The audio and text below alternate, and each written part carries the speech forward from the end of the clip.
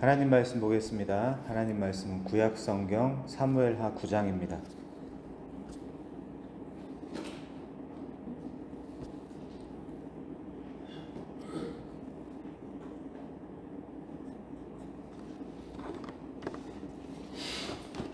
구약 성경 사무엘하 9장입니다. 제가 봉독해 드리겠습니다. 9장 1절부터 13절까지입니다. 다윗이 이르되 사울의 집에 아직도 남은 사람이 있느냐? 내가 요나단으로 말미암아 그 사람에게 은총을 베풀리라 하니라. 사울의 집에는 종 한 사람이 있으니 그의 이름은 시바라. 그를 다윗의 앞으로 부르매 왕이 그에게 말하되 네가 시바냐 하니 이르되 당신의 종이니이다 하니라. 왕이 이르되 사울의 집에 아직도 남은 사람이 없느냐? 내가 그 사람에게 하나님의 은총을 베풀고자 하노라 하니 시바가 왕께 아뢰되 요나단의 아들 하나가 있는데 다리 저는 자니이다 하니라. 왕이 그에게 말하되 그가 어디 있느냐 하니 시바가 왕께 아뢰되 로드발 암미엘의 아들 마길의 집에 있나이다 하니라. 다윗 왕이 사람을 보내어 로드발 암미엘의 아들 마길의 집에서 그를 데려오니 사울의 손자 요나단의 아들 무비보셋이 다윗에게 나와 그 앞에 엎드려 절하매 다윗이 이르되 무비보셋이여 하니 그가 이르기를 보소서 당신의 종이니이다. 다윗이 그에게 이르되 무서워하지 말라. 내가 반드시 내 아버지 요나단으로 말미암아 내게 은총을 베풀리라. 내가 네 할아버지 사울의 모든 밭을 다 내게 도로 주겠고 또 너는 항상 내 상에서 떡을 먹을지니라 하니 그가 절하여 이르되 이 종이 무엇이기에 왕께서 죽은 개 같은 나를 돌아보시나이까 하니라. 왕이 사울의 시종 시바를 불러 그에게 이르되 사울과 그의 온 집에 속한 것은 내가 다 내 주인의 아들에게 주었노니 너와 내 아들들과 내 종들은 그를 위하여 땅을 갈고 거두어 내 주인의 아들에게 양식을 대주어 먹게 하라. 그러나 내 주인의 아들 무비보셋은 항상 내 상에서 떡을 먹으리라 하니라. 시바는 아들이 15명이요 종이 20명이라. 시바가 왕께 아뢰되 내 주 왕께서 모든 일을 종에게 명령하신 대로 종이 준행하겠나이다 하니라. 무비보셋은 왕자 중 하나처럼 왕의 상에서 먹으니라. 무비보셋에게 어린 아들이 하나가 있으니 이름은 미가더라. 시바의 집에 사는 자마다 무비보셋의 종이 되니라. 무비보셋이 항상 왕의 상에서 먹음으로 예루살렘에 사니라. 그는 두 발을 다 절더라. 아멘. 오늘 사무엘하 9장을 한번 좀 털어보는 시간을 가져보겠습니다. 자, 우리가 사무엘하 9장에 접근하기 전에 중요한 것은 이 본문은 다윗의 1차 그리고 2차 정복 사업, 그러니까 사무엘하 8장과 사무엘하 10장 사이에 뜬금없이 들어가 있는 것처럼 보이는 사파적인 사건이에요.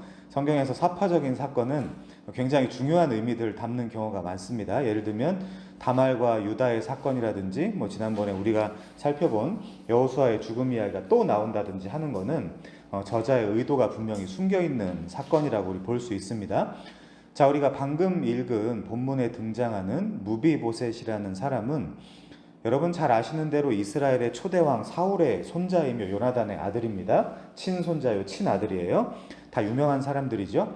이스라엘의 왕이었던 사울과 그의 세 아들은, 그러니까 요나단, 아비나답, 말기수아는 여러분들이 또 아시는 바와 같이 그들의 최후의 전투지였던 길보아산과 모레산 사이의 이스라엘 평화에서 마지막 전쟁을 치러냅니다.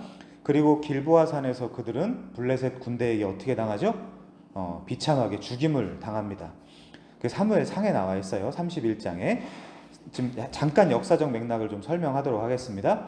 사울은 왕이 된 후 주변 민족들과 얼마간 치열하게 싸워서 영토를 확보하는 것처럼 보입니다. 그런데 사울의 불순종으로 하나님의 영이 사울에게서 떠난 후에 그의 전쟁은 그 이후부터는 좋은 결과를 맺지 못해요.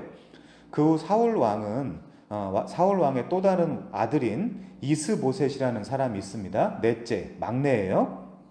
이스보셋은 부끄러운 사람, 본명은 에스바알이라고 나와 있어요. 성경에. 에스바알은 바알의 사람이라는 뜻입니다. 자, 이 사울 왕의 또 마지막 아들인 이 이스보셋은 넬의 아들 아브넬, 그러니까 당숙이에요. 그 사람의 옥립을 받아서 마하나임 지역에서 잠깐 왕이 됩니다. 이때 12지파의 왕이 되고자 다윗을 포함한 유다 지파와 치열하게 다퉈요. 왜냐하면 한 지파만이, 유다 지파만이 그 당시에 다윗을 왕으로 세우려고 했기 때문에 그렇습니다. 그런데 하나님은 누구의 손을 들어줄까요? 다윗의 손을 들어줘요.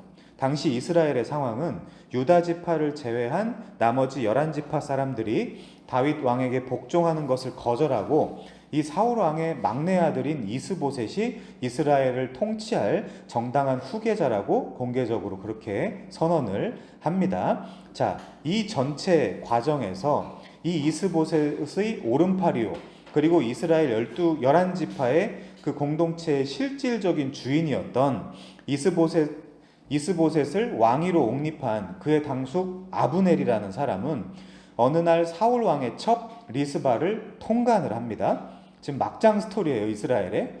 당시 이스라엘의 상황도 그리고 사울 왕가의 역사도 계속해서 지금 극으로 치닫고 있는 상황이라는 걸 우리가 사무엘상 하의 역사적 맥락을 통해서 볼 수 있어요. 자, 이 이스보셋을 왕으로 추대했던 이 아브넬도 결국 다윗의 군대 장관인 요압에 의해서 죽임을 당합니다. 이 아브넬이 요압의 동생 아사헬을 기브온 전투에서 죽였기 때문에 그래요. 그래서 다윗 왕도 상여를 따라가 애도하며 애가를 짓고 또 그 소식을 들은 11지파의 왕 누구죠?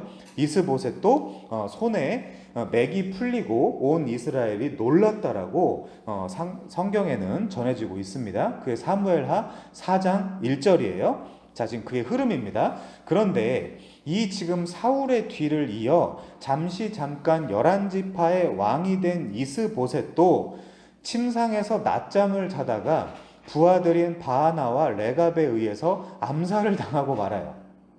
정말 끝내주는 역사지 않습니까? 그게 사무엘하, 여러분 한번 펴보십시오. 사무엘하 4장의 이야기거든요. 자, 1절부터 6절까지의 이야기인데 여러분 좀 복잡하셨을 것입니다. 지금 여기까지의 이야기가 우리가 가지고 있는 구약성경 사무엘상 후반부부터 사무엘하 4장까지의 스토리이며 시작은 굉장히 멋있지만 종국에는 무당에게까지 찾아가서 조언을 구하게 되는 사울 왕가의 소위 막장 스토리인 것입니다. 여러분, 자, 이때 중요한 것은 군장 아브넬이 죽고 이스보셋의 진영이 급격히 무너져 갈 때, 그게 사무엘하 4장이에요. 한번 보세요. 이 이스보셋이 죽는 과정을 설명하는 부분, 즉 사무엘하 4장 1절부터 6절을 보시면 그 중간인 4절에서 잠깐 소개되며 뜬금없이 등장하는 인물이 하나 있습니다. 사실 그 부분만 보면 문맥에도 맞지 않고 주목하지도 않아도 되는 인물일 수 있겠다 싶지만 성경은 굳이 지금 문맥을 파기하며 그를 꼭 소개하고 있어요. 우리 같이 사무엘하 4장 4절을 한번 볼까요? 4절에 보시면 사울의 아들 요나단에게 다리 저는 아들 하나가 있었으니 이름은 무비보셋이라. 전에 사울과 요나단이 죽은 소식이 이스르엘에서 올 때에 그의 나이가 5살이었는데 그 유모가 안고 도망할 때에 급히 도망하다가 아이가 떨어져 절개되었더라. 자, 원문으로 보면 두 다리가 전 겁니다. 복수 형태로 돼 있어요. 자, 그가 바로 다름 아닌 사울의 손자요 요나단의 아들이자 오늘 이 메시지의 주인공인 무비보셋입니다. 무비보셋이라는 이름의 본 뜻은 그러니까 부끄러움을 벗어난 자, 수치를 없애버리는 자, 뭐 그런 뜻을 가지고 있거든요. 물론 역대상 8장 34절에 보면 이 사람의 원래 이름, 즉 본명이 나와 있는데 무릿바알이라고 나와 있어요. 이 말의 의미, 즉 무릿바알의 의미는 바알의 영웅, 바알로 만족하는 자, 바알이 변호하는 자, 뭐 이제 이 정도의 뜻을 가지고 있습니다. 자, 그렇다면 우린 계명을 한 거잖아요, 지금. 자, 그렇다면 이 바알 따위로 만족하던 자, 그리고 바알의 변호를 받던 자가 부끄러움을 벗고 수치를 없애버린 뭐 그런 뜻으로 계명을 하게 된 그 원인이 어디 있는지 오늘 좀 하나하나 살펴보도록 하겠습니다. 우선 그의 가장 큰 특징이 뭘까요? 성경에서 그를 뭐라고 묘사하고 있죠? 사울의 아들 요나단에게 다리 저는 아들 하나가 있다라고 이제 이야기를 합니다. 근데 왜 그렇게 됐대요? 도망치다가 유모가 5살인데 그거 안고 도망쳤었나 봐요. 5살인데 유모가 안고 도망하다가 급히 떨어뜨렸어요, 그 아이를. 그래서 그는 예기치 못한 사건으로 인해서 자신이 원치 않았겠죠. 다리를 절게 되는 큰 장애를 가지고 있었다라고 성경에 소개가 되고 있습니다. 여러분, 신라 경문왕의 서자로 태어난 궁예를 잘 아실 것입니다. 요즘 젊은 사람들이 궁예 가지고 많이 놀잖아요. 자, 한때 이 궁예 때문에 여러분도 많이 들어보셨겠지만 그 관심법이니 뭐 이런 게 유행하기도 했잖아요. 그런데 이 삼국유사에 보면 그 궁예는 경문왕과 그의 세 번째 부인인 설왕후 사이에서 태어났다라고 합니다. 그 왕의 사랑을 독차지했던 그 설왕후를 첫째와 둘째 왕후가 심히 질투하고 시기를 했다라고 기록이 되어 있어요. 그래서 그 두 왕은 악한 모략을 세워서 이 설왕후의 아들, 즉 궁예가 태어날 때 악한 소문을 내요. 뭐라고 했냐? 무지개를 닮은 흰 빛이 지붕 위에 있었고 태어날 때부터 이가 이상한 모양으로 있었다. 그렇기 때문에 그는 나라를 망칠 것이다 라고 당시 왕이 극히 신임하던 일관 간성이라는 신하를 시켜서 그렇게 모함을 하게 됩니다. 여러분, 삼국유사에 나와 있는 이야기예요. 자, 그래서 왕의 명령으로 궁예는 연못에 던져져 죽임을 당할 뻔했으나 그의 유모가 몰래 받아서 살려내요.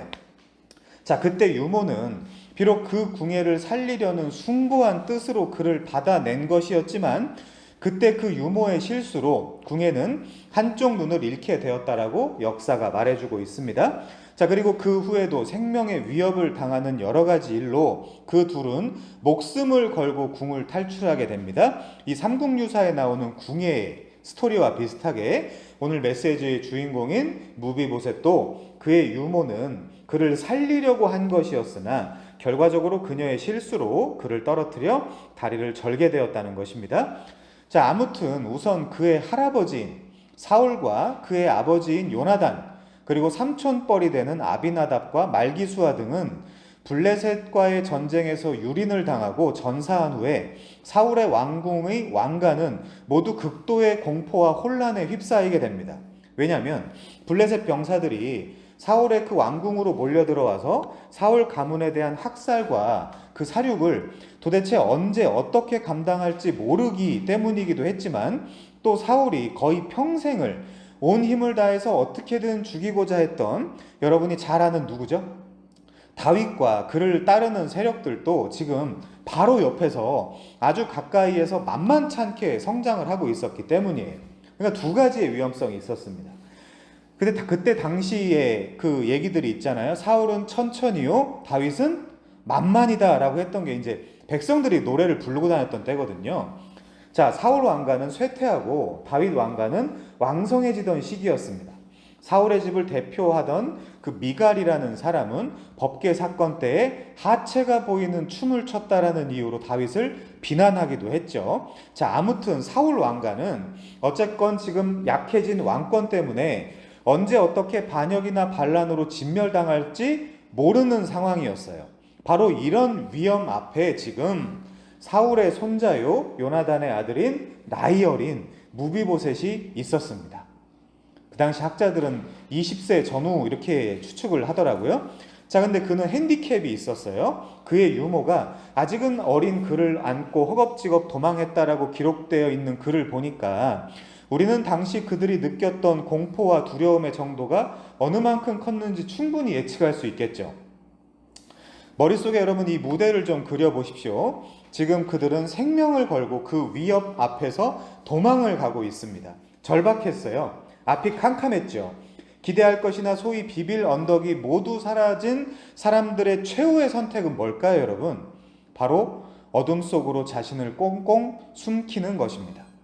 생명의 위협을 느낀 사람들이 그래도 죽지 않고 살아갈 길은 이제까지 그러니까 옛 행적을 최대한 다 지워버리고 세속과 담을 쌓고 이 속세를 떠나서 아무도 모르는 곳에서 숨어 사는 것밖에 없어요. 나는 자연인이다 보면 그 사람들 그런 이유들이 많지 않습니까? 어쨌거나 아시다시피 사울은 이스라엘의 초대 왕인데 그의 시작은 창대했어요. 너무나 멋있었습니다. 큰 기대와 부푼 꿈을 갖고 이 이스라엘의 초대 왕으로서 하나님을 대리해서 잘해보고 싶었어요. 멋있게 출발한 그였습니다. 그리고 자연스럽게 그의 장자 요나단은 어떻게 될까요? 사울이 가지고 있었던 왕위의 상속자예요. 물론 요나단의 아들 무비보셋도 이 요나단의 뒤를 이을 왕의 후계자였어요. 아무 일도 일어나지 않았다면, 정말 아무 일도 일어나지 않았다면, 그의 인생에 이러한 불행이 찾아오지 않았다면 그는 자연스럽게 이스라엘의 최고 권력을 얻어 대접받고 살 수 있는 위치에 있었던 사람입니다. 그리고 당연히 핸디캡도 없었겠죠.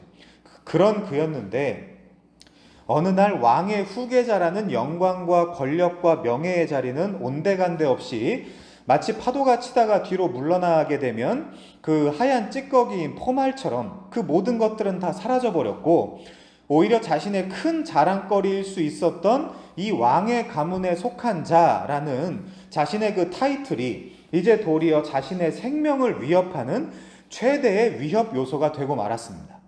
이제 그 신분 때문에 도처의 적군들이 자신을 노리는 처지가 되어버린 거예요. 그리고 자신의 의지로 도망을 가다가 실수하여 넘어져 다친 것도 아니고 유모가 자신을 안고 도망하다가, 그러니까 좋은 의도가 나쁜 결과를 가져온 거죠. 그녀의 실수로 그를 떨어뜨리는 바람에 다리가 부러져 큰 장애를 입고 말았습니다. 복수 형태예요. 다리가 두 다리가 절개되었습니다.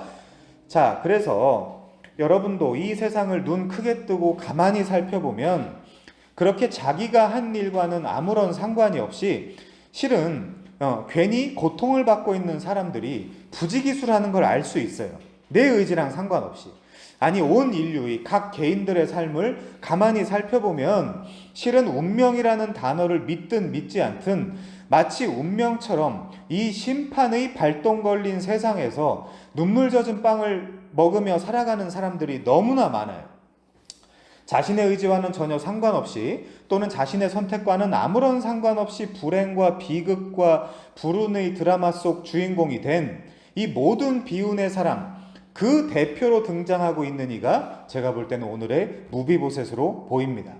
여러분, 질문을 해보면 무비보셋의 여기까지의 인생만 놓고 본다면, 만약 이렇게 태어나고 싶은 사람 손들어 보세요 그런다면 저요라고 할 수 있는 사람이 누가 있을까요? 없습니다. 아무도 이런 인생을 살고 싶지는 않죠. 자신이 선택하지도 원하지도 이 가문에 태어나고 싶지도 않았을 텐데, 그런 것으로 어린 시절부터 생명의 위협을 받았고 또 자신이 관여하지도 않은 끔찍한 사고로 평생을 불구로 살아야 하는 말할 수 없는 고통을 가슴에 품고 누가 볼까봐, 들킬까봐 끝까지 숨어서 지내야 하는 장래 모든 소망이 상실되어 버린 오늘의 주인공 무비보셋입니다. 거기서부터 시작을 해야 돼요. 그는 어쩌면 우리 모든 사람의 인생을 정확히 대변하는 인물로 보여지는 것 같습니다. 이 무비보셋이라는 절름발이를 보면서 사실은 나를 볼 줄 알아야 돼요. 내가 바로 영적인 절름발이이며 영적인 소경입니다. 그래서 옛날 그런 찬양도 있었잖아요. 똑바로 보고 싶어요 주님, 똑바로 걷고 싶어요 주님. 자, 어쨌거나 우리는 그를 통해서 인간이 인생이 무엇인가라는 많은 복음적 통찰력을 가질 수 있거든요. 무비보셋처럼 자신의 선택과 의지와는 전혀 상관없이 불행한 드라마의 주인공이 되어 있는 사람들을 우리 자신을 포함해서 주변에서 얼마든지 발견할 수 있습니다. 그럼 어떻게 해야 될까요? 자, 이 불행이라는 녀석은 너무나 당연하다는 듯이 그의 곁에 가장 가까운 것이 되어 있어요. 정신을 차리고 자신을 돌아보니 이미 그렇게 되어 있어요. 이 사람의 뜻이 아닙니다. 여러분, 생각해 보십시오. 그가 어린 시절부터 어떻게 자랐을 것 같습니까? 그 어린 나이에 시커먼 어떤 어른들이 칼을 들고 자신을 죽이려 올까봐 늘 불안했어요. 그는 트라우마를 겪으면서 살았습니다. 밤낮을 가리지 않고 부스럭거리는 소리에 소스라치게 놀랐고, 그때마다 그는 나의 그 작은 소리를 들킬까봐 숨을 죽이고 살았어요. 그리고 불편한 다리로 기어가듯 숨는 법을 깨달았습니다. 그는 어둡고 그늘진, 그래서 불안하기만 한 어린 시절을 겪으면서 자랐어요. 그는 자연스럽게 이 세상을 비관적으로 바라봤을 것이고 모든 사람을 의심했을 것이며 누가 나를 죽이거나 해하지 않을까 늘 두려워하며 성장하였을 것입니다. 자연스럽게 몸도 망가지고 정신도 망가져가면서 말이죠. 한 아이가 어린 시절부터 이런 환경에서 자란다고 생각을 해보십시오. 여러분, 성장하여 이런 인물이 어떤 인물이 될 것 같습니까? 요즘 그나마 괜찮은 여건에서 태어나도 정신 나간 사람들이 한둘이 아닌데, 그런데 이 무비보셋의 환경은 정말로 좋지 않았어요. 출발부터. 게다가 그가 자라는 어느 날인가 이스라엘 왕조가 이제 완전히 바뀌었다라는 청천벽력과 같은 소리를 듣습니다. 원래 내 아버지 요나단이나 어쩌면 지금 내가 이스라엘의 왕이 되어 있어야 맞는 건데, 얼핏 듣기로 내 할아버지인 사울이 그토록 미워했으며 끝까지 쫓아다니며 죽이려고 했던 다윗이라는 사람이 이제 왕이 되었다라는 소식을 듣게 돼요. 기분이 어떨까요? 자, 사울 왕가의 사람들은 사울이 죽은 후에도 계속해서 세력을 유지하며 이 다윗을 대적해 왔고, 사울의 군장 아브넬과 또 이스보셋 그 두 사람이 죽은 후에야 비로소 그들의 사기도 꺾이기 시작을 했습니다. 이제 사울 왕가는 더 이상 다윗 왕가를 대적할 그 어떤 힘도 남아있지 않아요. 성경은 이렇게 말합니다. 사무엘하 3장 1절, 사울의 집과 다윗의 집 사이에 전쟁이 오래매 다윗은 점점 강하여 가고 사울의 집은 점점 약하여 가니라. 그렇게 되어 있었어요. 그래서 만군의 하나님 여호와께서 함께 계시니 다윗이 점점 강성하여 가니라. 사무엘하 5장 10절에는 그렇게 기록이 되어 있거든요. 자, 당연히 너무나 당연히 무비보셋은 더욱 두려워졌습니다. 이제 블레셋이 문제가 아니에요. 더 큰 문제는 바로 할아버지의 원수 다윗과 그의 왕권이에요. 무비보셋은 언제 새 왕 다윗이 비밀리에 군사들을 보내어 자신을 죽일지 알 수 없는 상태예요. 혹 왕이 원하지 않는다고 해도 그의 신하들이 왕께 충성하겠다며 사울 집안을 찾아내 그 씨를 도륙하는 과잉 충성을 보일 수도 있습니다. 그가 늘 그런 생각을 가지면서 살아갈 수밖에 없어요. 그래서 그의 인생은 깜깜했고 어두웠으며 작은 별 하나 떠있지 않은 칠흑 같은 하늘 아래를 홀로 걷고 있는 것만 같은 기분을 느꼈을 것입니다. 그는 무엇을 어찌할 바를 알지 못해요. 어떻게 하면 고통 없이 이 세상을 떠날 수 있을까? 별의별 생각을 다 하게 됩니다. 그는 그 불안 때문에 정신이 온전하지 못해요. 여러분 생각해 보십시오. 우리가 다들 아직 젊다 해도 살다 보면 이 불안이란 녀석보다 고통스러운 것이 별로 없다는 것을 깨닫게 됩니다. 그렇지 않습니까? 불안보다 사람을 짓누르는 힘을 가진 것은 별로 없어요. 장래에 대한 불안, 생계에 대한 불안, 관계에 대한 불안, 여러 가지 불안들이 있지만 그 무엇과도 비교될 수 없는 불안은 바로 생명에 대한 불안입니다. 무비보셋은 지금 장래, 생계, 생명, 관계, 생명에 대한 모든 종류의 불안을 다 갖고 살아가요. 사실은 여러분도 마찬가지입니다. 그게 성경이 말하는 여러분에 대한 상태예요. 우리가 역사 속에서 쉽게 듣거나 볼 수 있는 것처럼 반역을 일으켜 정권을 잡은 어떤 한 나라에 전 왕과의 후손, 즉 왕족이 살아있다라는 것은 현재 왕에게는 너무나 불편하고 부담스럽기만 한 사실이에요. 그 인물을 중심으로 언제든지 반란의 세력이 결집될 수 있는 잠재적인 위협 요소가 되기 때문입니다. 그래서 동서양 또 고금을 막론하고 모든 역사를 살펴보면 왕권 유지에 실패한 왕의 후손들은 대부분 비참한 최후를 당하게 돼요. 그게 인간이 발붙이고 살아가고 있는 우리의 역사입니다. 인류 역사는 그렇게 냉정하고 잔혹한 법이에요. 이 현대에도 적폐청산이라는 딱지를 붙여 정권이 바뀔 때마다 죽은 권력에 대해서 이 똑같은 짓을 반복해오고 있지 않습니까? 새로운 왕은 소위 후환이 두려워 언제 피어날지 모르는 반역의 싹을 잘라버리는 것이 그에게는 아주 마땅한 일이기 때문입니다. 그것이 지혜예요. 세상 지혜. 게다가 내게 힘이 있다면 자기에게 위협이 될 존재들은 언제라도 무자비하게 짓밟고 죽이는 것이 모든 사람의 본성입니다. 우리는 그렇지 않나요? 아니요. 우리도 거기에서 아무도 자유로울 수 있는 사람은 없습니다.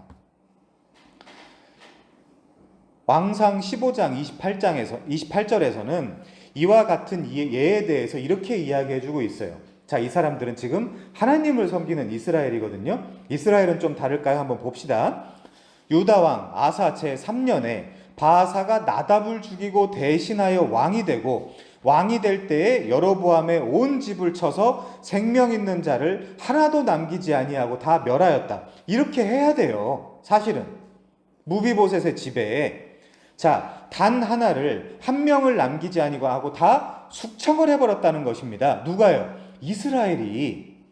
오늘의 무비보셋이 바로 이런 위험 앞에서 숨어 지내고 있는 거거든요. 그는 성장해 가면서도 언제 죽을지 모르는 그 초조하고 불안한 그 조마조마한 인생을 살 수밖에 없습니다. 평화, 그 단어의 정확한 의미를 몰라요. 그게 샬롬이잖아요, 그들에게는. 그리고 평강, 나랑은 상관없는 추상적이고 관념 속에 존재하는 개념입니다. 그래서 그에게는 샬롬이 없어요. 무비보셋은 어릴 때 예기치 못한 사고로 평생을 다리 저는 신세가 되었고, 비밀리에 요단을 건너 광야로 옮겨져 목초가 없는 이라는 뜻을 지닌 로드발이라는 작은 황무지에서 양육되었습니다. 로는 아니다고요. 드발은 목초지예요. 학자에 따라서 이렇게 해석을 하면 굉장히 깊은 의미들을 도출할 수 있는데, 학자에 따라서는 로드바르기 때문에 말씀이 없는 곳으로 해석하는 학자들도 있습니다. 거기서 그가 그렇게 살고 있어요. 그 당시 이스라엘의 문화 속에서 모든 불행과 불편은 다 어디서 오죠? 하나님의 말씀을 순종하지 않아서 오는 거거든요. 이스라엘에게. 그게 다 가나안 땅에서 일어난 일이잖아요. 지금 여러분 사사기가 끝난 지 얼마 안 되는 시기예요. 사무엘서기 때문에. 자, 그로 미루어 볼 때 무비보셋은 지금 이 척박한 광야, 황량한 사막 같은 곳에서 숨어 살았을 것을 우리는 충분히 짐작할 수 있습니다. 본래 왕족이었지만 그 로드발 광야의 촌사람으로 전락한 무비보셋, 그는 그렇게 고픈 배를 움켜쥐고 풀이나 뜯어먹고 이상한 열매나 따먹으며 그 불편한 다리로 작은 도마뱀 새끼나 잡아먹어가며 연명을 하고 있는 가련한 처지가 되었어요. 게다가 무비보셋은 자신의 생명이 언제 어떻게 꺼질지 모른다라는 두려움 가운데 살았을 것이 분명합니다. 바로 이런 대목에서 죄로 인해 하나님 앞에 두려워 떠는 인간의 상태에 대해서 우리는 아주 선명하게 읽을 수 있는 거죠. 인간은 죄로 인한 비참으로 하나님의 존전을 떠나 초라한 무화과나무 잎으로 자신의 알량한 하체나 가리고 동산 나무 사이에 숨었던 것을 우리는 정확히 기억하고 있습니다. 인간은 원래 그렇게 살라고 지어진 존재가 아님에도요. 자, 아무튼 그는 코앞에 죽음을 두고 사는 존재가 되었어요. 그는 광야, 사막에 살고 있어서 물리적으로 뜨거운 태양을 가릴 그런 시원한 그늘을 가진 집이나 땅은 없었다 하더라도 역설적이게도 이사야서 9장 2절의 표현대로 사망의 그늘진 땅에 사는 이의 전형적인 모습을 다 가지고 있어요. 사망이 그늘을 만들어주고 있습니다. 어디 가도 이 사망의 그늘을 피할 수가 없어요. 그것이 오늘 주인공 무비보셋에 대한 본문의 배경이면서 정확히 우리 각 사람의 모습이기도 합니다. 여러분도 이렇게 살라고 지어지지 않았어요. 사실은 우리는 이 무비보셋이라는 인물을 통해 나를 볼 줄 알아야 돼요. 여러분 행복합니까? 세상 사는 게? 즐겁습니까? 사는 것 좀 괜찮으세요? 재밌습니까? 새로운 남자를 만나고 새로운 여자를 만나면 행복합니까? 부를 갑자기 누리면 좋을까요? 물론 잠시 잠깐은 좋겠죠. 근데 부를 가진 사람들은 왜 자살을 합니까? 그게 다 자기에게 채워지지 않는다는 거거든요. 그 반증을 하는 거거든요, 여러분. 여러분, 세상이 잠시 잠깐씩 던져주는 그런 마취제에 만족하면 안 돼요, 성도는. 우리는 고작 세상이 던져주는 잠시 잠깐의 행복을 추구하고 거기에 만족하라고 지어지지 않았어요. 우리가 바로 무비보셋임을 깨달아야 하며 우리가 이 사망의 그늘진 땅에서 살아가고 있는 초라하고 비참할 수 있는 비참한 존재일 수 있다는 것을 이 성경을 통해서 분명히 알아야 돼요. 무비보셋은 분명 온 인류의 상태를 집약해서 설명해주는 인물임에 틀림없습니다. 그런데 뜻밖의 오늘 무비보셋에게 무슨 일이 일어납니까? 자, 이제 본문을 좀 살펴보겠습니다. 본문 9장 1절부터 보죠. 1절입니다. 다윗이 이르되, 자, 왕권이 바뀌었어요. 사울의 집에 아직도 남은 사람이 있느냐? 내가 요나단으로 말미암아 그 사람에게 은총을 베풀리라. 다윗은 지금 사울의 집에 살아있는 사람이 있는지 알고 싶어하고 또 그의 집에 은총을 베풀고 싶어 하거든요. 자, 지금 학자들의 고증에 따르면 다윗은 지금 왕이 된 지 7년 6개월째입니다. 자, 우리 잠시만 다윗 입장으로 돌아가서 생각을 해봅시다. 그에게 있어서 사울 가문은 그토록 자신을 지독스럽게 괴롭힌 집안이었고 심지어 몇 번씩이나 그 때문에 죽을 뻔도 하였어요. 그런데 그는 뜻밖의 여러 전쟁으로 황폐해진 사울의 집안에 아직 살아있는 사람이 혹시 있다면 자신이 가진 어떤 은총을 베풀어 주고 싶어 합니다. 내 은총이라고 써있지 않아요, 성경에 보면. 왜죠? 근데 왜 이렇게 은총을 베풀어 주고 싶어 할까요? 다윗이 착하기 때문입니까? 선하기 때문인가요? 아니에요. 그는 선한 사람이 아니에요. 왕이 돼요. 그래, 어차피 다 온 세상의 왕이야. 그러니까 이제 내 백성을 사랑해야 되겠다라는 마음으로 그렇게 했겠습니까? 그렇지 않아요. 다윗 그가 이미 완전히 망해버린 사울의 집을 돌아보고자 했던 가장 큰 이유는 무엇입니까?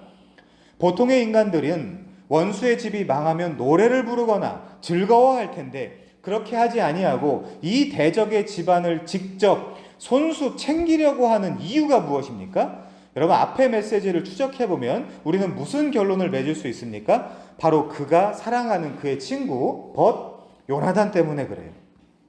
자, 그렇게만 이야기하면 이 세상 어디에나 있는 싸구려 심파극이 되죠. 요나단 때문에, 요나단과 사랑했기 때문에 아들을 구했다? 그건 아닙니다, 여러분. 더 분명한 이유는 그와 맺은 베리트 한 언약 때문에 그래요. 성경은 바로 이 베리트 언약을 이야기하는 책이에요. 성경 자체가. 물론 사무엘서에는 언약에 상응하는 히브리어를 광범위하게 카라트를 사용하기도 하고 베리트를 사용하기도 하고 혼용해서 사용을 합니다. 여러분, 카라트나 베리트나 쪼개다, 자르다 다 언약을 나타내는 단어거든요. 근데 우리 우선은 사무엘하 24장 20절 한번 가보겠습니다. 사무엘하 24장 20절입니다. 이거는 지금 사울과 다윗이 나누는 대화예요. 자, 20절이요. 보라, 나는 내가 반드시 왕이 될 것을 알고. 사울도 알죠. 사울도 알아요. 이스라엘 나라가 내 손에 견고히 설 것을 아노니 그런즉 너는 내 후손을 끊지 아니하며 내 아버지의 집에서 내 이름을 멸하지 아니할 것을 이제 여호와의 이름으로 내게 맹세하라. 다윗이 사울에게 맹세하여 사울은 집으로 돌아가고 다윗과 그의 사람들은 요새로 올라가니라. 자, 우선은 사울이 다윗에게 내 후손을 끊지 않을 것을 여호와의 이름으로 맹세를 시켰습니다.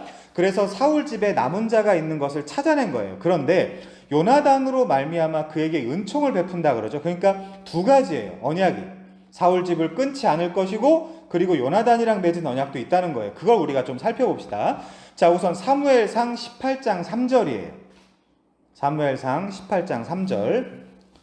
요나단은 다윗을 자기 생명같이 사랑하여 더불어 언약 베리트를 맺었으며 요나단이 자기의 입었던 겉옷을 벗어 다윗에게 주었고 그 군복과 칼과 활과 띠도 그리하였더라. 요나단은 다윗을 자기 생명같이 사랑하였다고 합니다. 그래서 그 다윗과 언약을 맺었다라고 성경에도 기록이 되어 있어요. 자, 이 언약 굉장히 중요한 단어죠. 성경은 언약의 책입니다. 심지어 성경은 구약, 옛날 언약, 신약, 새로운 언약이라는 이름으로 나눠져 있어요.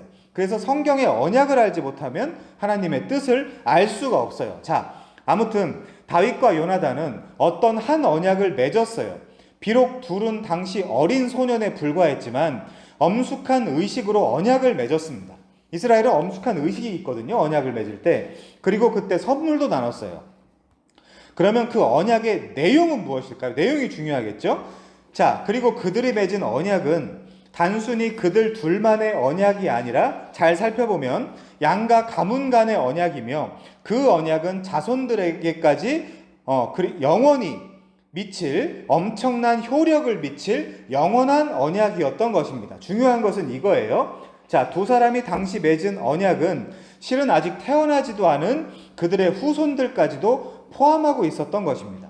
그러나 분명한 것은 언약의 대상을 그들이 속한 집안, 그러니까 사울 집안 전체가 아니에요. 가만히 잘 보면 나와 너희 후손과 내 후손으로 제한을 했어요. 자, 우리 잠시 다윗과 요나단이 언약을 맺는 장면 몇 가지 그 대화를 좀 살펴보면서 확인을 해보겠습니다.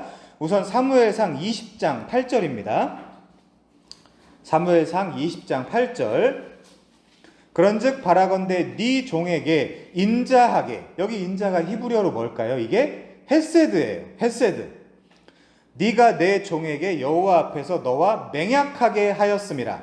자, 다음이요. 사무엘상 20장 14절부터 좀 봅시다. 너는 내가 사는 날 동안에 여호와의 인자하심을, 헤세드입니다, 내게 베풀어서 나를 죽지 아니하게 할 뿐 아니라 여호와께서 너 다윗의 대적들을 지면에서 다 끊어버리실 때에도 너는 내 인자함, 헤세드를 내 집에서 영영히 끊어버리지 말라 하고, 이에 요나단이 다윗의 집과 언약, 여기는 카라트로 돼 있어요. 카라트, 언약을 맺기를 여호와께서는 다윗의 대적들을 치실지어다 하니라. 그게 그 당시에 누구였어요? 사울이었잖아요. 그 사울 집안에서 누군가만 또 뽑아내는 구원 이야기예요. 뭐 때문에? 언약 때문에. 언약 때문에. 자, 다윗에 대한 요나단의 사랑이 그를 다시 맹세, 샤바하게 하였으니 이는 자기 생명을 사랑함 같이 그를 사랑함이었더라. 자, 이제 사무엘상 20장 42절 봅시다. 여기에 이제 그 언약의 대상을 축소해서 이야기해요. 요 사람들하고만 언약을 맺는 거예요. 자, 요나단이 다윗에게 이르되 평안히 가라. 이게 뭘까요? 샬롬이에요. 샬롬. 우리 두 사람이 여호와의 이름으로 맹세하여 이르시기를 여호와께서 영원히 나와 너 사이에 계시고 나 개인과 너 개인 사이에 계시고 내 자손과 네 자손 사이에 계시리라. 사울 가문을 다 구원해 준다는 게 아니에요 지금. 그래서 다윗은 일어나 떠나고 요나단은 성읍으로 들어가니라. 여러분, 둘의 대화에 계속해서 반복되는 단어가 인자하게 행하라, 인자하심, 인자함, 인자, 인자. 그 단어가 계속 반복되는데 그 단어가 헤세드입니다. 헤세드. 그리고 이 언약은 내 자손과 네 자손에게도 효력이 있을 것을 말해요. 뭘로 효력이 있다고요? 헤세드로. 사울 가문 전체와 맺은 것이 아니에요. 다윗은 요나단과 요나단의 자손에게 한정한 언약을 맺고 있는 거예요. 지금 두 소년이 계속해서 사용하고 있는 인자하게, 카인들리, 인자하심, 카인드니스, 인자함, 카인드니스, 이 같은 단어들은 모두 번역 철학에 따라서 한글 성경에서는 인애, 은혜, 자비, 은총, 선대, 사랑 등을 뜻하는 히브리어 헤세드라는 단어입니다. 구약에는 여러분 헨, 라촌, 헤세드 등의 은혜와 은총을 나타내는 여러 단어들이 있거든요. 그 중에 헤세드는 가장 강력하게 언약적인 사랑을 나타내는 단어예요. 이 단어는 그들 두 사람 사이에서 그리고 그들의 후손에서, 즉 양가 가문 간에 실제 그들의 삶과 인생 속에서 앞으로 어떤 일이 있을지를 미리 보여주는 단어이기도 해요. 그러면 어떤 일이 일어날까요? 당연히 스테디 패스트한 그 견고한 그 사랑이 그 두 가문 사이에 일어나겠죠. 그 단어가 그걸 말하고 있는 단어라면 인애, 은혜, 자비, 은총, 선대, 사랑. 자, 당연히 영원히 은혜와 사랑을 주고받는 그런 가문이 되는 것입니다. 그래서 그 둘은 그 어떤 일에도 중간에 끊이지 않을 두 가문 사이에 영원한 사랑의 언약을 맺는 거예요. 오늘 여러분에게 소개하고 싶은 단어 히브리어 헤세드, 이것은 어떤 조건이나 기준, 심지어 법조차도 뛰어넘는 은혜와 은총을 나타내는 단어입니다. 두 사람이 맺은 언약을 잘 살펴보면 실은 단지 두 사람, 즉 다윗과 요나단 둘만을 위한 것이라기보다 이 두 사람에게서 앞으로 나올 후손들에게 더 집중되어 있는 것을 알 수 있어요. 다시 사무엘상 20장 42절에 보시면 영원히 나와 너 사이에 계시고 내 자손과 네 자손 사이에 여호와께서 계실 것이다 라고 하기 때문에 그렇습니다. 오늘 본문인 사무엘하 9장에도 보면 한번 보시겠습니까? 본문으로 돌아와서요. 사무엘하 9장 1절과 3절과 7절에 번역 기록된 은총이란 단어가 히브리어로 돌아가면 헤세드입니다. 오늘 본문에도 벌써 3번이나 나오죠. 1절, 3절, 7절. 언약적 사랑이니 헤세드의 은혜와 은총이 나 요나단과 너 다윗 우리 둘에게뿐 아니라 우리 둘 사이의 앞으로 태어날 자손에게 대대로 영원히 미칠 것을 기약 혹은 기대하며 맺은 언약이 다윗과 요나단의 메리트 카라트 언약이에요. 나, 너, 우리 가문, 너희 가문, 내 자손, 네 자손에 영원히 미칠 마치 여호와의 사랑과 방불한 헤세드의 은혜와 은총이 우리 가운데 영원히 함께하길 바란다라는 내용이 담긴 언약이 다윗과 요나단 언약의 핵심이에요. 두 가문 사이에 하나님의 은혜와 은총, 실패하지 않는 사랑, 그것이 있기를 바란다라고 말한 것입니다. 그래서 다윗은 지금 본문 3절을 보면, 오늘 본문 3절입니다. 자신의 은총이 아니라 하나님의 은총을 베풀고자 한다라고 표현을 해요. 왕이 된 나의 은총이 아니에요. 하나님의 헤세드를 베풀고자 한다는 거예요. 자, 다윗은 이스라엘을 다스리는 왕이 되고서 오늘 본문 1절에 보는 바와 같이 요나단과 맺은 그 언약을 기억해내요. 말하자면 짝하르 하는 거죠. 그는 여호와 앞에서 맺은 언약이기 때문에 잊을 수가 없고 잊어서도 안 됩니다. 그래서 그는 언약을 기억해내는 거예요. 사랑하는 법 요나단과 맺은 언약이기 때문에 잊을 수가 없죠.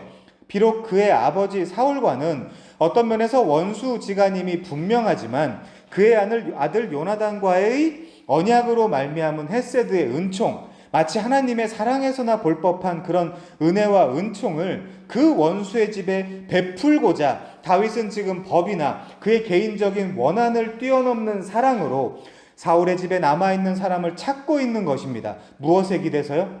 언약에 기대서. 본문 2절 이하에서 여러분 잘 보십시오. 종 시바, 이 사람은 굉장한 사람이에요. 지금 종인데 15의 아들과 20명의 종을 소유하고 있어요. 자, 어쨌거나 이 시바라는 사람이 준 정보를 가지고 로드발 광야의 암미엘의 아들 마길, 그나마 이 사람은 부자였다라고 돼 있고 나중에 다윗의 충실한 신하가 되거든요. 자, 이 마길의 집에 있는 나와 정말로 사랑한, 그리고 그 사랑으로 언약까지 맺은 요나단의 다리 저는 아들 누구죠? 무비보셋이 있다라는 것을 알게 돼요. 무비보셋이 거기 있다라는 것을 알게 됩니다. 여러분 생각해 보십시오. 다윗 개인으로 돌아와서 생각하면 얼마나 기뻤을까요? 물론 학자들 중에는 정치적으로 사울의 후손을 자신 곁에 묶어두려고 무비보셋을 찾아냈다라고 하는 분들도 더러 계시거든요. 우리 학교에도 있어요. 그분이. 그 두꺼운 책에 보면 있어요. 그런 얘기가. 자, 어쨌거나 동의하기 어렵습니다. 왜냐하면 다윗과 요나단 그 둘의 사랑은 성경이 뭐라고까지 표현하고 있죠? 그 둘의 사랑을 두고 성경은 여인의 사랑보다 승하였다, 여인의 사랑보다 아름다운 사랑이었다라고도 말하고 있어요. 자, 이런 것 때문이 아니라 저는 이런 사건 자체가 인간적인 사랑 때문이었냐 혹은 정적을 견제하는 정치적 수단이었냐 이런 이분법적으로 생각하지 않습니다. 그럼 뭐 때문이죠? 단순합니다. 언약 때문에 그래요. 우리는 그런 조건을 본문에서 찾아낼 이유가 없어요. 그저 언약 때문에 다윗과 무비보셋이 만나는 장면이 내러티브로 그려져 있을 뿐이에요. 아무튼 다윗과 요나단 그 둘의 우정은 그냥 친구 사이의 우정 정도가 아니라 둘의 생명을 공유할 정도의 우정이었어요. 자, 요나단이 죽은 것은 다윗에게는 마치 부인이나 자녀의 죽음과 같은 고통스러운 죽음이었습니다. 요나단의 사망 소식을 전해 듣고 어찌할 바를 모르고 슬픔 속에 있던 그는 뜻밖의 그가 그토록 사랑한 요나단의 아들 하나가 지금 광야 어딘가에 살아있다라는 소식을 듣게 된 거죠. 그립고 또 그리운, 그리고 내가 너무나 사랑했던 내 벗 요나단의 친아들 무비보셋, 얼마나 보고 싶었겠습니까, 인간적으로. 자, 오늘 본문 5절을 볼까요? 본문 5절입니다. 다윗은 로드발 암미엘의 아들 마길의 집으로 사람을 보내서 그 요나단의 아들 무비보셋을 자신의 왕궁으로 불러들여요. 여러분, 이 장면을 지금 각자 마음속에서 혹은 머릿속에서 한번 그려보시겠습니까? 다윗은 기쁨과 그리움으로 왕궁으로 돌아온 그를 큰 소리로 불렀을 것입니다. 다윗이 그리고 요나단이 서로를 진심으로 사랑한 것은 틀림없어 보여요. 그런데 집안 전체가 그 험한 일들을 다 겪고 이제 요나단의 아들이 내 앞에 나타나 있어요. 다윗이 당연히 흥분하지 않을 수 없었을 거예요. 바로 이때 잠시 영문도 모른 채 왕에게 불려온 이 무비보셋의 심정은 어땠을까요? 한번 그것도 상상을 해볼까요? 그는 어떻게 살았던 사람입니까? 학자들은 당시 무비보셋의 나이가 20세 전후로 추측을 해요. 아들도 있잖아요. 본문 후반부에 보면. 그동안 무비보셋은 무슨 생각을 가지고 살았을까요? 새로 바뀐 왕에게 나는 죽을 거야. 나는 내가 속한 사울 가문과 원수였던 그 다윗의 집에 죽임을 당하고야 말 거야. 나는 그에게 반드시 죽임당하고 말 거야. 그렇게 자기 암시처럼 셀프 가스라이팅을 하며 주문을 걸며 살았던 인물임에 틀림없어요. 나는 왕을 만나면 죽을 거야. 왕을 만나면 죽을 거야. 그 두려움으로 한평생을 지냈던 사람입니다. 여러분 그 이야기 들어보셨습니까? 스코틀랜드에 냉장고가 전원이 꺼져 있는데도 거기 안에가 춥다라는 자기 셀프 가스라이팅 때문에 그냥 그 감정 때문에 죽었던 어떤 선원에 대한 이야기. 그거랑 똑같은 거예요. 말하자면 사람의 두려움과 공포는 실제 그것이 사실이든 아니든 사람을 죽일 수도 있다는 반증이에요. 근데 중요한 게 뭐냐면 이 무비보셋이 그렇게 지금까지 살았단 말이에요. 그러니까 살아있어도 살아있던 게 아닌 거죠. 근데 어느 날 갑자기 시커먼 사람들이 로드발에 있는 무비보셋의 작은 집으로 쳐들어와서 무비보셋을 다시 다윗 왕궁으로 데려갈 때에 무비보셋 그는 그 다윗을 오해함을 마치 실은 켜있지도 않은 냉동실에서 불안과 두려움으로 사망한 그 선원과 같은 그 분량과 비슷한 죽음의 공포를 맛봤을 거예요. 사실은 그게 아닌데도 말이죠. 로드발에서 다윗의 궁까지 시간이 얼마나 걸렸는지는 모르지만 그는 왕궁까지 가는 그 모든 시간이 두렵기만 했을 것입니다. 장애를 가진 초라한 작은 한 청년이 실은 별것도 없는 사막 이곳저곳을 다리를 절며 좋은 나무를 구해보겠다라고 찾아 헤매다가 자신이 직접 골라 깎아 만든 낡고 초라한 두 목발에 의지한 비참한 어린 절름발이 소년 무비보셋. 여러분 이 무비보셋의 심정이 어떨까요? 근데 중요한 게 이 무비보셋이 우리란 말이에요. 우리가 세상의 즐거움이나 어떤 그런 잠시 잠깐의 그런 마취제를 너무 많이 맞아가지고 내가 그냥 이렇게 살다가 가는 건가 보다 이런 생각을 하면서 사는 것 같아요. 사람들이. 아니에요. 우리의 기준이나 목표나 목적을 그따위로 잡으면 안 돼요. 그 정도가 아니란 말이에요. 우리는.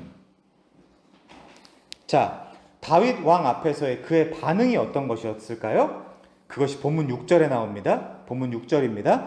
사울의 손자 요나단의 아들 무비보셋이 다윗에게 나와 엎드려 절하매 다윗이 이르되 무비보셋이여 하니 그가 이르기를 보소서 당신의 종입니다.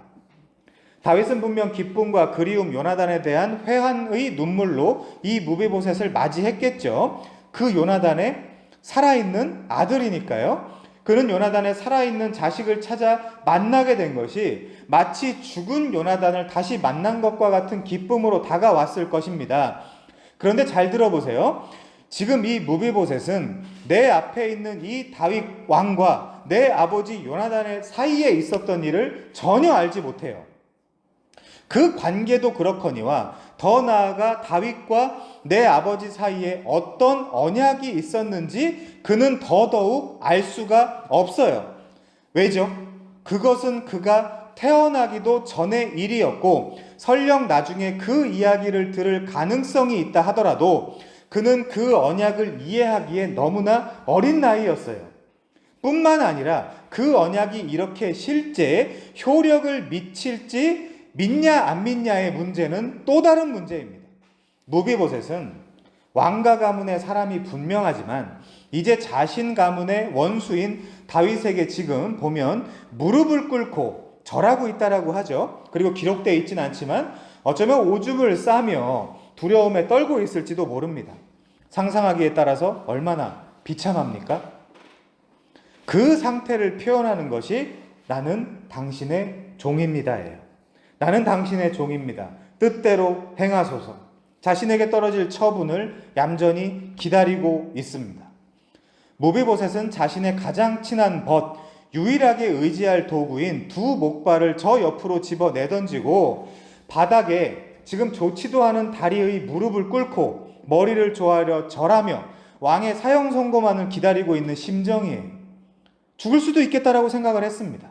오늘이 끝일 수도 있겠다라고 생각을 했어요. 칼에 죽일까? 목매달아 죽일까? 그는 두려웠습니다. 그리고 어떤 면에서 울분이 났겠죠.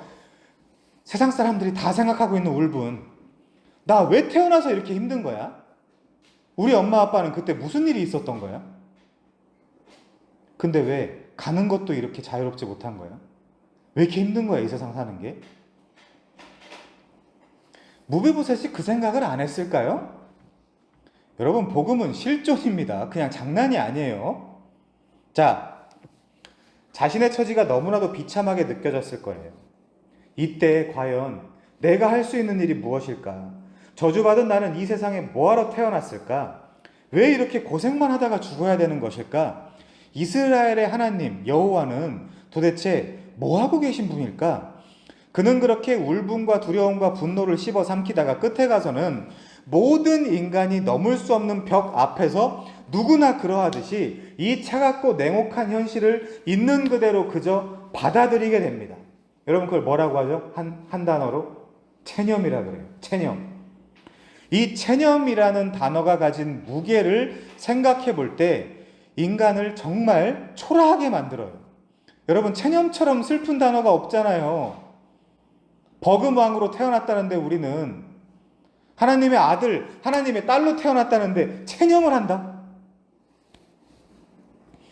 근데 정말 뜻밖의 그에게 내려진 왕의 명령이 뭡니까? 본문 7절입니다. 본문 7절. 다윗이 그에게 이르되 무서워하지 마라. 무서워했기 때문에 무서워하지 말라고 한 거예요. 내가 반드시 내 아버지 요나단으로 말미암아 내게 은총 헤세드를 베풀리라. 이 헤세드가 무슨 헤세드였다고요? 하나님의 은총을 베풀리라. 하나님 앞에서 맹세를 했으니까 내가 네 할아버지 사울의 모든 밭을 다 내게 도로 주겠고 또 너는 항상 네 상에서 내 상에서 떡을 먹을지니라 하니. 여러분, 놀라운 왕의 선처죠.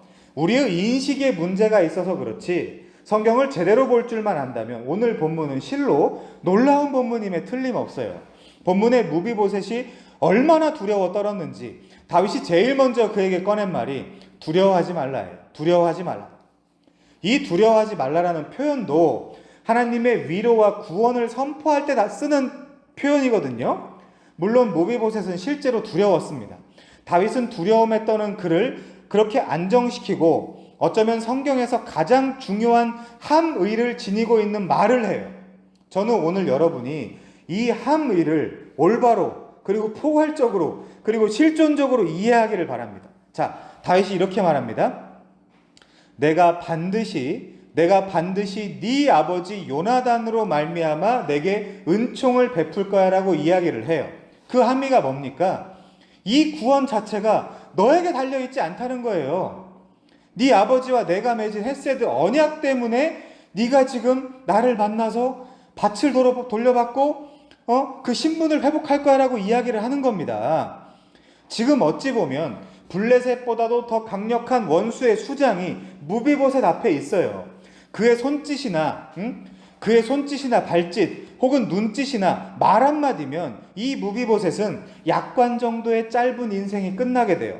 그리고 그의 짧은 역사는 이스라엘의 국사에 초라하고 비참한 한 줄로 기록될 것이 분명합니다.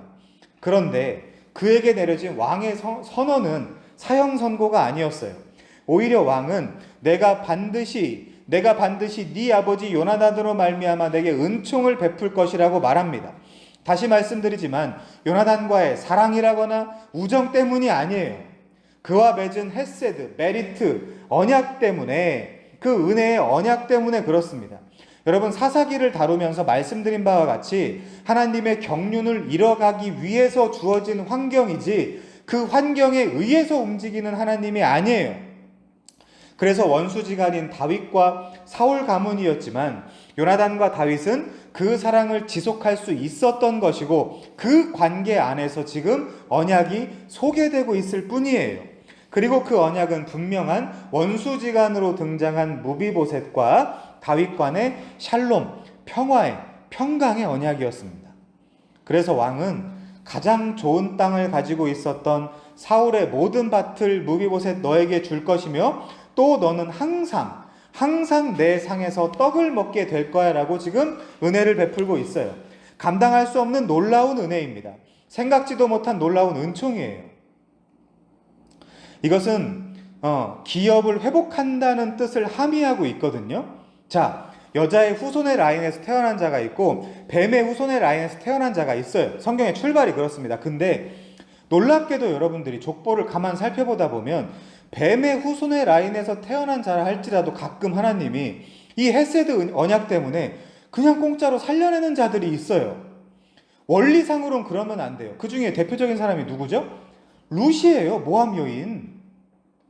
근데 하나님이 그런 율법을 뛰어넘는 사랑을 보여주면서 구원하는 자들이 있단 말이에요. 지금 이 사울 가문도 똑같습니다.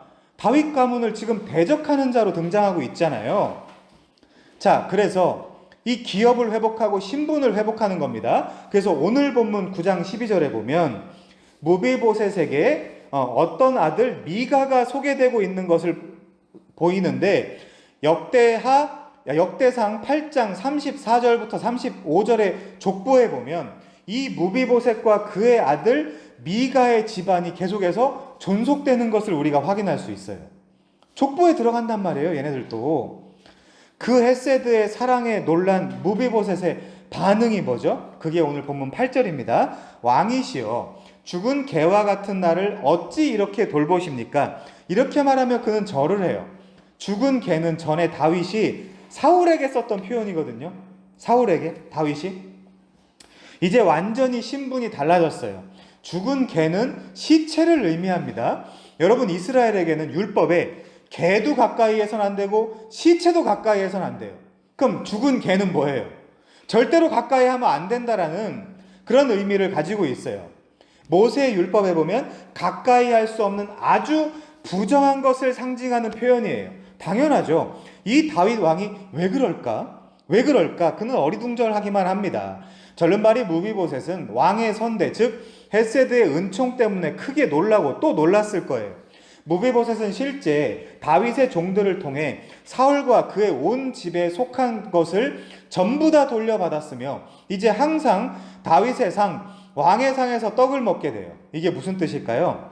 그 시대에 대체 누가 감히 왕과 함께 한 상에서 밥을 먹을 수 있어요?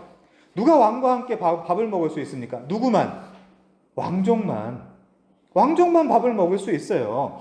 그러니까 무비보셋이 원래 신분인 왕족이 다윗 가문에 속해서 지금 회복되었다라는 걸 알려주고 있는 거예요. 그는 그 신분과 함께 기업까지, 여러분 이제 이쯤 되면 사사기까지 왔으니까 이쯤 되면 성경에서 땅, 기업 이게 얼마나 중요한지 아시겠죠? 그 모든 것이 다 지금 회복되었어요. 여러분 이게 지금 삼류 소설이나 무슨 유치부 정도 되는 애들한테 읽혀줄 그 교회 동화 같은 이야기가 아니란 말이에요. 그러니까 친구를 잘 사귀어라 이런 이야기가 아니란 말이에요.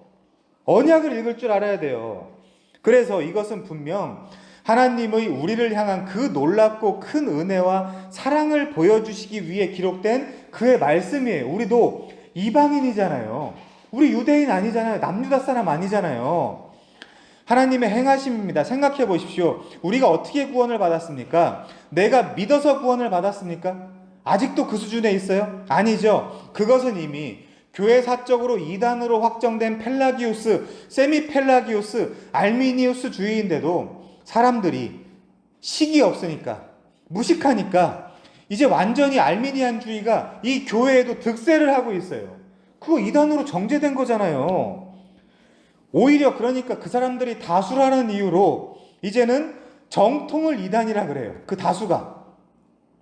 원래 정통은 소수예요. 자, 그렇지 않습니다. 에베소서 2장 8절 9절에 보면 너희는 그 은혜에 의하여 믿음으로 말미암아 구원을 받았으니 이것은 너희에게서 난 것이 아니요 하나님의 선물이다. 행위에게서 난 것이 아니니 이는 누구든지 자랑하지 못하게 하려 함이다 라고 이야기를 합니다. 근데 아무리 이야기를 해도 자기 감정에 꽂힌 인간들은 말귀를 못 알아듣고 또 알아들으려고 하지 않아요. 강팍한 거죠. 자, 내가 주도적으로 혹은 독자적으로 믿어서 구원받는 것이 아니라 선행하는 창세전에 하나님의 계획이 이 역사와 시간 안에 살고 있는 우리에게 실현될 때 그때 믿음이라는 도구를 통해 구현되는 것입니다. 그래서 선물이라고 하는 거예요. 하나님의 뜻과 계획이 당신의 백성을 찾아와 믿게 하시는 것이지 인간이 믿으니까 하나님의 계획이 실현되는 것이 아니에요. 사람들은 하나만 꼬우면 이해를 못해요. 하나만 꼬우면. 그리고 자기 감정의 어떠함을 기준으로 그 자기가 옛날에 이렇게 배워왔다, 자기가 이렇게 신앙생활 했다, 그런 웃기는 그 기준으로 때로는 은혜라고 눈물을 짓다가도 또 때로는 의무와 책임이라며 도끼 눈을 뜹니다. 전 정말 이해할 수가 없어요, 그 인간의 무식함을. 그래서 이 메시지의 일관성이라는 것은 하나님을 지향하는 것이므로 우리가 무엇보다도 중요하게 지켜야 될 가치임에도 사람들은 왔다 갔다 한단 말이죠. 자, 우리는 이 무비보셋이 받은 도무지 이성적으로 이해할 수도 납득할 수도 없는 은혜와 사랑을 똑같이 받았어요. 그와 같은 똑같은 방법으로 구원을 받았습니다. 우리도 마찬가지예요. 내가 내 힘으로, 내 의지로 주님을 믿어드려서 구원을 받았습니까? 내가 잘해서 구원을 받았어요? 내가 최선을 다한 것에 대한 결과 내지는 보상으로 믿음이 주어진 것입니까? 아닙니다. 그렇지 않아요. 그렇게 생각하는 사람은 아직도 하나님이 얼마나 크신지를 모르는 사람이며 기독교를 오해하고 있는 거예요. 진리를 오해하고 있고 성경을 전체적으로 보질 못하는 사람이에요. 또 이 은혜의 시작인 창세전 언약을 여러분들이 꼭 이해해야 돼요. 에베소서 1장 4절에 보면 곧 창세전에 그리스도 안에서 우리를 택하사 우리로 사랑 안에서 그 앞에서 거룩하고 흠이 없게 하시려고 그 기쁘신 뜻대로 우리를 예정하사 예수 그리스도로 말미암아 자기의 아들들이 되게 하셨으니라고 합니다. 우리는 언제 태어났어요? 그 이후에 태어났잖아요. 또 십자가 이후에 태어났잖아요. 그러면 요나단이 이야기해주고 있는 게 뭘까요? 예수 그리스도의 모형이겠죠. 언약한 자는 죽어야 그 언약이 시행된다라고 히브리서에 써 있잖아요. 그쵸? 그 단어가 베리트잖아요. 언약한 자, 유언한 자라고 되어 있지만 그 유언이 뭡니까? 요나단의 입장에서는 다윗과 맺은 언약이겠죠. 베리트겠죠. 그래서 우리가 태어나기도 전에 하나님은 우리를 주 예수 그리스도로 말미암아 예정하셨다라고 선언해요. 그래서 우리가 믿었기 때문에 구원받는 게 아니라는 겁니다. 그래서 이 바울의 신약 서신을 오늘 본문에 적용하면 오늘 본문은 쉽게 풀리게 되죠. 무비보셋이 다윗이 누군지, 또 이 다윗과 아버지 요나단 사이에 무슨 일이 있었는지 몰랐던 것과 똑같이 우리가 하나님이 누군지, 예수 그리스도가 누군지 알지도 알 수도 아니 관심도 없었던 그때에 하나님은 이미 우리를 구원하시기로 작정하셨다라는 것입니다. 여러분 생각해 보십시오. 우리는 도대체 이 인생이라는 게 뭐냐? 이 삶이라는 게 뭐냐? 산다는 건 왜 이렇게 힘드냐? 난 진짜 어떤 철학자의 말대로 이 우주 가운데 버려진 고아나 미아가 아니냐? 왜 이렇게 풀리지 않은 숙제들이 많은 것이냐? 라고 스스로 그렇게 물으며 끌탕이나 하고 있을 때에 하나님은 우리를 구원하기 위해 창세전부터 계획하셨을 뿐 아니라 계속하여 지금 2022년 8월 28일까지 쉬지도 졸지도 않고 계속해서 일하셨다라는 겁니다. 자, 그렇다라는 것은 마치 오늘 본문의 무비보셋이 이 세상에 태어나기도 전에 다윗과 요나단이 그 둘이 맺은 언약 때문에 자신에게 영향을 미칠 그 은혜의 언약에 대해 무비보셋은 알지도 알 수도 관심도 없었던 그때에 이미 그 은혜의 언약이 효력을 보이고 있었던 것과 똑같은 것을 이야기하는 것입니다. 아버지 하나님과 주 예수 그리스도의 언약 때문에 우리에게뿐 아니라 온 인류가 이렇게 비참하고 이렇게 난장판임에도 그들 가운데 헤세드의 은혜와 은총을 입은 몇 사람들은 살아나더라라는 것입니다. 성도는 당연히 그 일에 놀라는 것이죠. 그래서 에베소서에도 찬송을 하고 영광을 돌리기 위해 그런 구원이 있었다라고 이야기를 하는 것입니다. 그래서 그 하나님과 예수님의 사랑을 직접 전해주시기 위해 이 로드발 광야, 황무지 같고 사막 같고 이 황량한 이 세상에 큰 데미지를 입어서 두 발을 다 절며 마치 고아와 같이 숨어 자기 인생 자기가 책임지며 쓰러지기도 하고 넘어지기도 하는, 성경의 표현을 좀 빌리면 물에도 넘어지고 불에도 넘어지며 살고 있는 우리에게 누가 찾아오시죠? 성령이 찾아오시는 겁니다. 이 구원의 은총을 전해주시기 위해서. 여러분, 그분은 어떻게 일한다라고 합니까? 우리 한번 찾아보겠습니다. 요한복음 14장 16절입니다. 요한복음 14장 16절입니다. 내가 아버지께 구하겠으니 그가 또 다른 보혜사를 너희에게 주사, 알로스 파라클레토스, 또 다른 보혜사를 너희에게 주사 영원토록 너희와 함께 있게 하리니 그는 진리의 영이라. 세상은 능히 그를 받지 못하나 이는 그를 보지도 못하고 알지도 못함이라. 그러나 너희는 그를 아나니. 여러분, 성령 아세요? 느끼십니까? 내 안에 좌정하고 있어서 내가 성전이 됐다라는 사실을 받아들이고 계십니까? 그의 인도함을 받으세요? 그러나 너희는 그를 아나니 그는 너희와 함께 거하심이요 너희 속에 계시겠음이니라. 내가 너희를 고아와 같이 내버려 두지 아니하고 너희에게로 오리라. 뭘로요? 성령의 형태로. 조금 있으면 세상은 다시 나를 보지 못할 것이로되 너희는 나를 보리니 이는 내가 살아있고 너희도 살아있겠음이니라. 그 날에는 내가 아버지 안에 너희가 내 안에 내가 너희 안에 있는 것을 너희가 알리라. 자, 성령을 받는 것, 그래서 성령의 인도를 받는 것이 주 예수의 계명을 지키는 첩경이라고 문맥은 설명하고 있는 거예요. 성령은 우리를 고아와 같이 내버려 두지 아니하고 우리 인생을 함께 하시겠다라고 로드발에 지금 숨어 있는 우리에게로 찾아오셨다는 말입니다. 왜 찾아오셨어요? 심판하시려고? 아니요.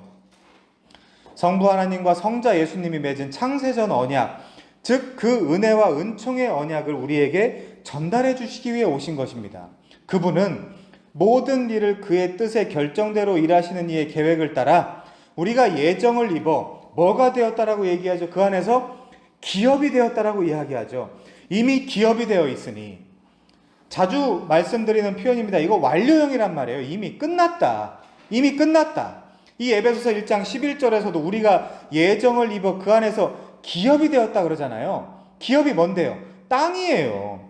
오늘 본문에서도 땅을 찾았다고 이야기하지 않습니까? 아마도 사울의 밭이니까 지금 다윗이 있는 곳에서 한 약 5km 정도 떨어진 기브아에 속한 밭이겠죠. 이 은총을 우리에게 전해주시기 위해서 성령 하나님이 직접 그 큰 하나님의 사랑인 헤세드를 직접 들고 찾아오신 거예요.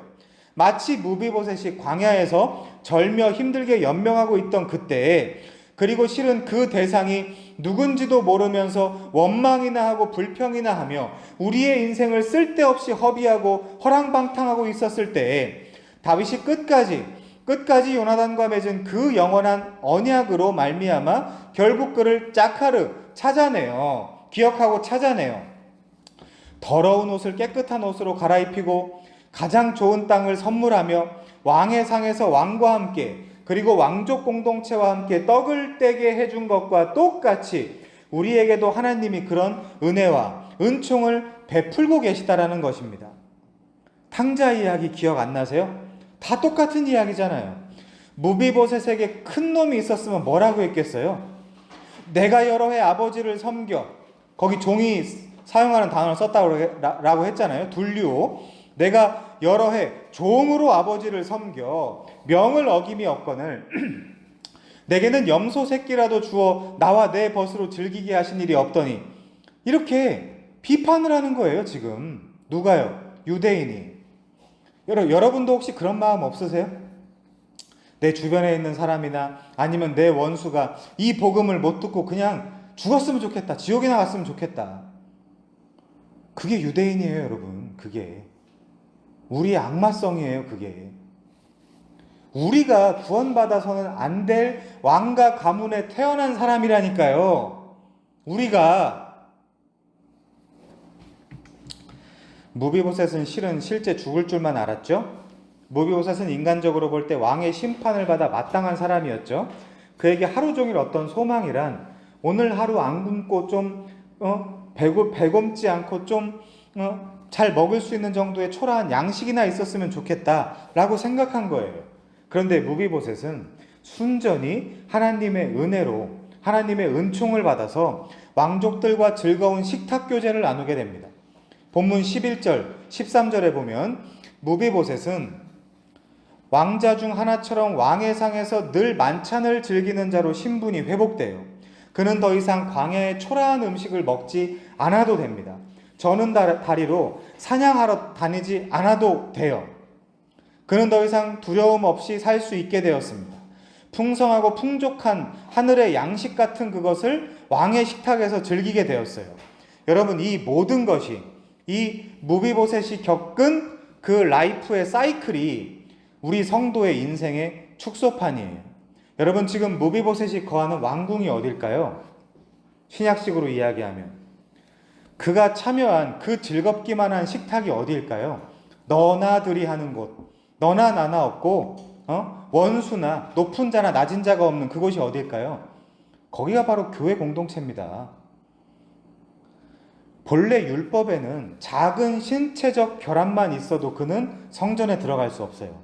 율법에는 핸디캡이 있으면 성전에 들어갈 수 없어요. 그러나 신약교회는 달라요. 신약교회는 누구나 들어올 수 있어요. 왜죠? 은혜가 작동하는 공동체이기 때문에 그렇습니다. 교회는 건물이 아니라 사람이라 그랬잖아요. 에클레시아, 에크, 칼레오, 마크로. 그래서 밖으로 이름을 부르다. 밖으로 이름 부름 받은 사람들, 여러분 각 개인이 교회이고 여러분의 모임이 또한 교회 공동체라고 말씀드리지 않았습니까? 그 교회 공동체, 거룩하신 왕의 식탁에서, 베이트, 레헴, 떡집에서 절대로 끊이지 않을 생명수와 생명의 말씀, 영의 양식, 영원한 만남, 그리스도의 떡으로 충만히 공급받고 기쁨과 그 놀라운 영광을 누리며 다른 왕족들, 형제 자매들과 우리의 영원한 왕 하나님을 누리고 즐기면서 살 수 있는 유일한 공동체가 교회예요. 근데 현대교회는 좀 잘못된 방향으로 가고 있는 것 같지 않습니까? 막 누구를 배타시키고 동성애자는 들어오지 말라 그러고 그런 게 어디 있어요? 여러분, 이게 복음의 실체입니다. 비참한 무비보셋들이 한자리에 다 모여 나를 구원해 준 하나님 앞에서 기뻐하고 즐거워하며 그 구원의 감격 하나 붙잡고 평생을 그를 바라보며 살아가는 것, 여러분, 그것이 신앙생활의 시작이고 신앙생활의 끝입니다. 이 왕궁, 이 궁궐과 같은 교회 공동체 안에서 실은 마땅히 죽어야 할 수많은 절름발이 무비보셋들이 어디에서도 감히 맛볼 수 없는 그리스도의 양식을 먹고 살아가고 있어요. 이 모임이 왕의 식탁이잖아요. 그래서 우리가 이 왕궁에서만 맛볼 수 있는 신령한 생명수와 진귀한 영생의 만나를 먹으며 왕을 찬송하고 그에게 감사하며 살아가고 있는 거죠. 그리고 여러분도 전해야 된다니까요. 그래서 배워야 되는 겁니다. 근데 이거 끝나고 다시 물어보면 몰라요. 별 관심 없습니다. 말씀에. 근데 어떻게 전하죠? 자, 우리가 어디 가면 진리 되시는 그리스도에 대한 애빵을 먹고 우리의 영혼을 만족시킬 수 있습니까? 대체 어디 가면 그래서 깨지고 찢어지고 왜곡되고 답 없어도 교회만이 답이다라고 교회만이 희망이다라고 얘기를 하는 거예요. 교회가 답이 없죠. 물론. 그럼에도 불구하고 교회 공동체 안에서만 그리스도로 배채울 수 있기 때문입니다. 오늘의 거지 무비보셋은 갑자기 할아버지 사울이 가졌던 모든 밭을 소유하게 되었고 수많은 종들을 거느리게 되었으며 왕과 한 식탁, 한 자리에서 밥을 먹게 되는 은총을 누리게 되었어요. 죽은 개와 같은 그의 인생이었지만 실은 은혜 하나 때문에 그렇지 않다라는 반전을 경험하게 되었습니다. 어떤 영화의 제목처럼 개 같은 내 인생, My Life as a Dog이 My Life as a Princess가 되는 순간이에요. 왕자, 공주, 그는 이제 영원히 완전한 왕족 공동체에 참여할 수 있도록 신분이 바뀌게 되었어요. 그리고 또 그는 자신의 드디어 기업을 찾았어요. 여러분, 우리가 태어나기도 전에 아버지 하나님이 창세전에 아들 그리스도와 맺은 언약에 따라 그리고 믿음이라는 수단으로 선물로 우리는 우리의 모든 죄와 허물이 완전히 도말되었어요. 그것을 깨달은 사도 바울은 디도서 3장 5절에서 이렇게 이야기를 합니다. 우리를 구원하시되 우리가 행한 바 의로운 행위로 말미암지 아니하고 오직 그의 긍휼하심을 따라 중생의 씻음과 성령의 새롭게 하심으로 하셨나니 우리 구주 예수 그리스도로 말미암아 우리에게 그 성령을 풍성히 주사 우리로 그의 은혜를 힘입어 의롭다 하심을 얻어 영생의 소망을 따라 클레로노모스 헤리터 즉 상속자가 되게 하려 하심이라. 그러니까 신약의 교리를 구약이 그림으로 설명해 주는 것에 불과해요. 상속자가 뭐 받는 신분이죠? 상속자가 땅 받는 사람이잖아요. 예수 그리스도로 말미암아 하나님의 상속자, 하나님 거 다 내 거, 내 거 다 하나님 거, 그런 가족이 됐단 말이죠. 우리가 실은 무엇 때문에 이 자리에 모여 있습니까? 하나님의 찬송이 된 나라는 존재를 하나님께 다시 돌려드리기 위해 예배를 하고 있어요. 그래서 우리는 이 자리에 모여서 예배를 드리며 주의 말씀을 듣는 것도 그 은혜가 감사하기 때문에 그런 겁니다. 우리가 어떻게 구원받았다고요? 우리를 구원하시되 그의 행한 바 의로운 행위로 말미암지 않고 오직 그의 긍휼하심을 따라 중생의 씻음과 성령의 새롭게 하심, 그 놀랍고 기막힌 은혜 때문에 구원을 받았습니다. 여러분 아직 구원을 받지 못했거나 그 구원에 대한 확신이 없다면 이 하나님을 만나보십시오. 하나님도 여러분을 만나고 싶어 하십니다. 이 로드발 광야 사막에서 삐쩍 말라 비틀어져 절면서 근근히 생명만 유지하고 있는 당신의 자녀들에게 구원을 베풀고 싶어 하시는 하나님이에요. 이 세상에서 배고픔과 원망과 아픔과 질병, 외로움과 두려움, 가난함, 그리고 죄와 죽음의 종이 되어 있는 우리와 똑같은 또 다른 수많은 절름발이 무비보셋들은 이렇게 반드시 하나님을 만나야 되고 하나님의 식탁에 참여해야 됩니다. 그렇지 않고서는 그 자들은 종국에 말라 비틀어 죽게 되고 말 것입니다. 노시라는 땅에 자신의 인식 속에서는 자신은 정착을 했다라고 주장을 하지만 노시라는 곳 자체의 이름의 뜻이 방황이라는 뜻을 가지고 있다는 것을 볼 때 평생 유리방랑했을 가인의 상황을 고발하고 있는 성경의 역설처럼 우리 모두는 방황하고 있어요. 그리고 그렇게 살아있는 동안 그 기회 안에서 하나님을 만나라고 요구하는 성경의 그리고 하나님의 인간을 향한 강력한 요구사항을 우리는 보게 됩니다.